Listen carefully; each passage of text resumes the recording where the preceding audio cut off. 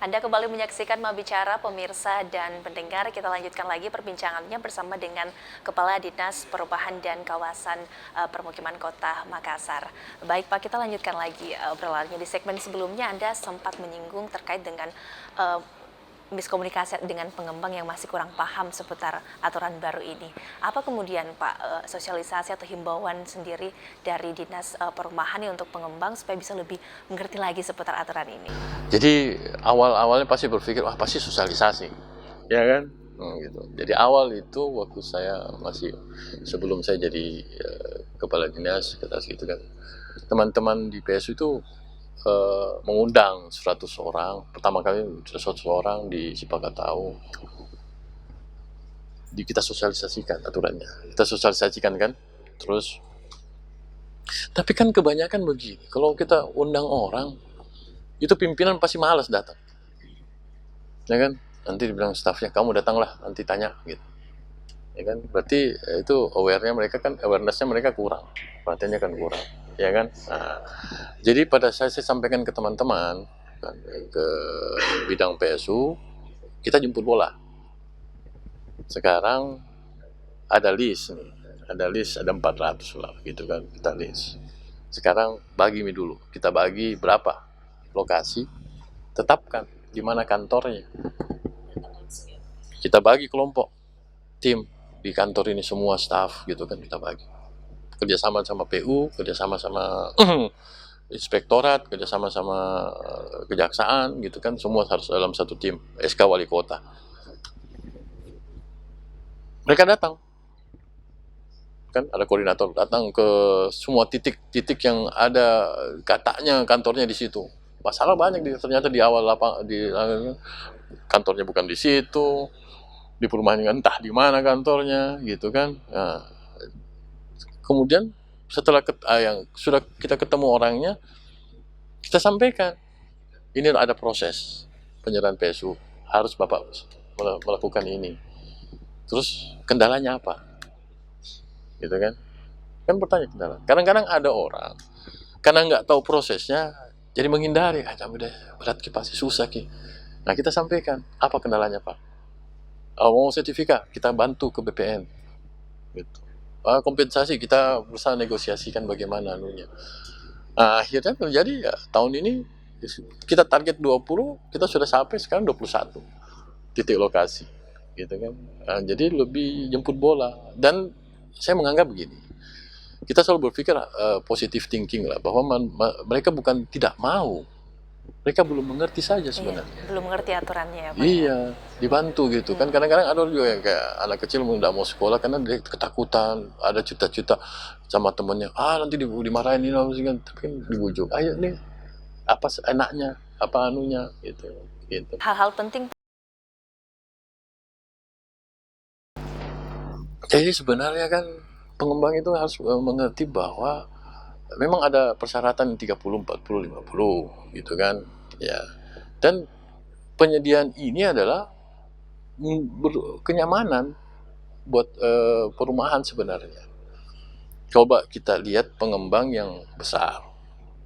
Itu pasti rumahnya penjualannya meningkat dari yang dulu baru set plan, dibeli couplingnya, terus kemudian setelah jadi lokasinya meningkat, harga rumahnya, asetnya meningkat. Kenapa? Karena PSU-nya terawat, bagus, RTH-nya bagus gitu. Jadi sebenarnya pengembang ini ya harus mengerti itu sebenarnya. Kalau mereka mau mendapatkan profit yang besar, mereka harus memperhatikan PSU ini yang kemudian nanti diserahkan ke pemerintah kota. Coba lihat di pengembang besar, ya kan, bukan rumahnya dulu yang dibangun, PSU-nya dulu dibangun, ya kan, kita lihat itu ya, pengembang besar itu kan, ya kan, Mutiara, lihat Citra Land, aset, PSU dulu, jalan dulu, taman dulu. Pada saat itu orang menggambarkan, wah kalau saya tinggal di perumahan ini enak nih, jalan ke pagi. Baik Pak.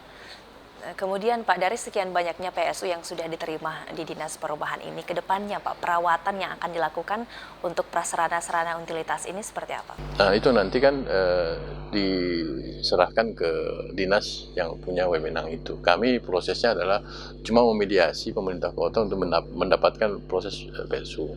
Nanti itu dinas pekerjaan umum, terus dinas perhubungan untuk terkait lampu jalannya, gitu kan, taman dinas lingkungan hidup dan kecamatan yang merawat itu. Nah, nanti peranan apa masyarakat mengawasi dari Musrembang, ya kan? Taman saya udah, tolong dong dibantu kayak. Memang sih pemerintah kota juga keterbatasan dana, gitu. Jadi ya prioritas yang mana betul-betul rusak itu kita perbaiki dulu. Gitu. Nggak bisa langsung bersamaan ya Pak ya? Iya, karena kan pelayanan kepada masyarakat itu ke banyak hal, pendidikan, kesehatan, sosial, kan harus diperhatikan semua juga. Jadi bukan hanya fisik prasarana saja gitu. Iya. Nah, untuk ketersediaan permukiman yang layak di Kota Makassar nih Pak, kita punya PR yang besar nih Pak. Apa Ya. yang perlu sama-sama untuk kita perhatikan ke depannya Pak? Sebenarnya layak huni itu berarti sesuatu yang nyaman, comfortable, ya, gitu. Jadi kalau mana masyarakat punya pendapatan bagus sih ya pasti dia merawat lah, ya kan, dia perbaiki rumahnya lah, ventilasinya bagus, gitu kan, jalan. Nah, cuman ya mungkin ya kami pemerintah kota pelayanan terhadap penyediaan minumnya, jalannya, drainasenya, gitu. Cuma kami pemerintah dinas perumahan dan kawasan pemukiman ini kan membantu masyarakat yang MBR, masyarakat berpenghasilan rendah, gitu. Jadi kalau mereka tidak mampu memperbaiki menjadikan rumah layak huni, kami bantu walaupun terbatas prioritasnya. Ya, jadi ada kayak APBD bisa bantu 50 rumah per tahun. Kami kalau ada dana dari pusat kami bantu. Kalau ada perusahaan yang mau men-CSR kan kita fasilitasi, menunjukkan kan kami sudah punya database rumah tidak layak huni di Kota Makassar tersebar di sini nih, gitu kan. Nah, nanti tinggal kita ajukan saja, kamu CSR ini nih di sini, gitu. Yang tidak mampu dan sudah ada persyaratan-persyaratan itu. Karena permukiman yang layak juga sangat berbanding lurus dengan permasalahan ekonomi ya Pak ya? Iya, Iya. jadi memang pentingnya itu juga. Jadi makanya programnya Pak Wali Lorong Wisata itu bagus, sangat bagus.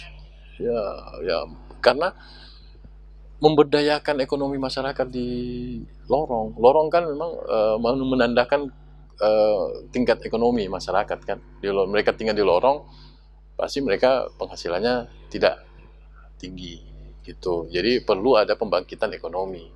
Karena pada umumnya kalau sudah tinggi pendapatan dia cari jalan-jalan utama gitu kan, ya gitu. Jadi, nah ini yang perlu bagus. Visinya Pak Wali sangat bagus sekali. Jadi ekonomi berputar. Jadi ada yang menanam tanaman, ada yang menjual makanan. UMKM juga jalan Iya, ya Pak ya?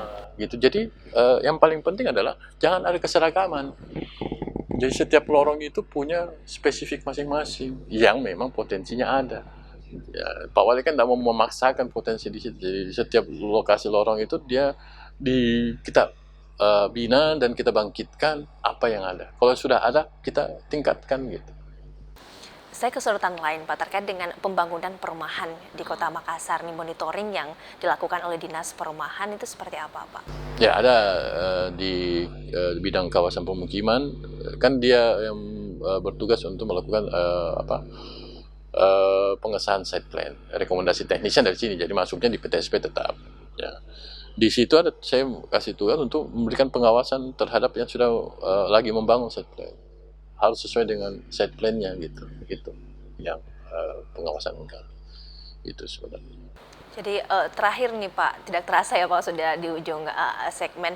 Apa kemudian Pak harapan Anda terkait dengan program-program dari Dinas Perumahan Kota Makassar untuk bisa mewujudkan permukiman yang layak dan kembali lagi ke masyarakat bisa sejahtera begitu Pak, silahkan. Ya sebenarnya harapan kami sih sebenarnya adalah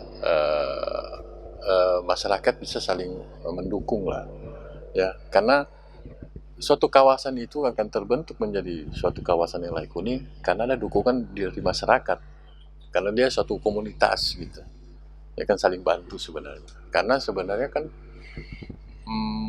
pemerintah itu hanya bisa membantu sebagian kecil dari kebutuhan masyarakat gitu. Harusnya lah masyarakat itu bisa membantu lingkungannya, teman-teman tetangganya, nah gitu. Dan CSR perusahaan besar yang bisa mempunyai profit yang tinggi bisa membantu masyarakatnya, sehingga apa nilai tambah urusan itu ada, mau bermanfaat buat masyarakat sekelilingnya. Nah, yang paling penting buat saya adalah motonya itu kan seperti Rasulullah bilang bahwa manusia yang terbaik itu adalah manusia yang banyak bermanfaat untuk masyarakatnya gitu.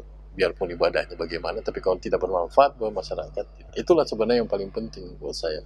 Untuk bagaimana suatu kawasan kumuh itu tidak ada itu, karena ada persen itu kalau kita saling bermanfaat, masyarakat dinas perumahan kan bisa hanya sebagian, masyarakat yang lebih bisa membantu sekelilingnya kan lebih cepat selesai sebenarnya ini permasalahan kawasan kumuh gitu. Ya kan kalau Rasulullah bilang kalau tercium bau makananmu kau bagi sama tetanggamu.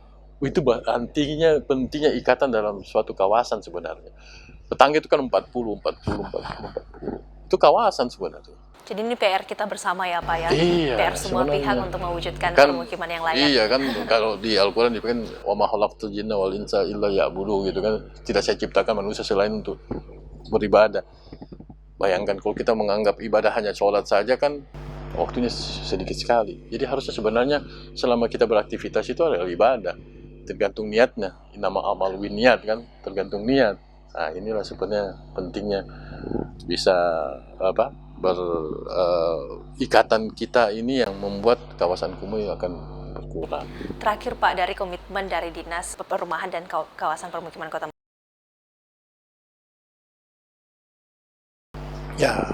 Ya kami sih selalu berharap bekerja maksimal. Kan hasil itu kan Allah yang tentukan. Ya kan, semuanya prosesnya, apa masalahnya kita evaluasi, apa kita selesaikan semaksimal mungkin, semampu kita. Jadi, kalaupun nanti ternyata output dan outcome tidak tercapai, ya yang penting kita tahu bahwa kita sudah bekerja keras. Gitu aja sih. Kerja keras dan kerja sama tim yang paling penting ya Pak ya. Karena bola juga kalau Maradona ada di situ, tapi yang lain tidak pernah mengoper, dia cuma kerja sendiri, nggak selesai. Baik, luar biasa ya Pak ya. Semoga berjalan lancar ya Pak ya segala program-programnya. Sehat selalu Bapak dan tim. Dan semoga kedepannya Makassar bisa mewujudkan permukiman yang layak untuk masyarakat Kota Makassar. Terima kasih sekali lagi Pak untuk waktunya. Terima kasih juga untuk Anda pemirsa dan pendengar sudah menyaksikan Makassar Bicara. Saya mewakili seluruh kerabat kerja yang bertugas pamit. Terima kasih dan sampai jumpa.